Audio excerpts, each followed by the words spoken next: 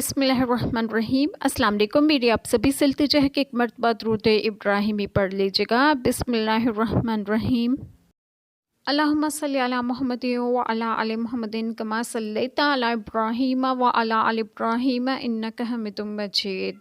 अल्लाहुम्मा बारिक अला मुहम्मदिन व अला आलि मुहम्मदिन कमा बारकता अला इब्राहीम व अला आलि इब्राहीम इन्नका हमीदुम मजीद। बिस्मिल्लाहिर्रहमानिर्रहीम। और अल्लाह ही का है जो कुछ आसमानों में है और जो कुछ ज़मीन में, और अल्लाह ही की तरफ सब कामों की रजू है। बिस्मिल्लाहिर्रहमानिर्रहीम। आज जो बात मैं आप लोगों से डिस्कस करूंगी वो ये है कि इस आयत करीमा में वाज़िहा तौर पर अल्लाह ताला का फरमान है कि जो कुछ आसमानों और ज़मीन में है सब अल्लाह ताला का है और अल्लाह ताला ही की तरफ सब कामों की रजू है।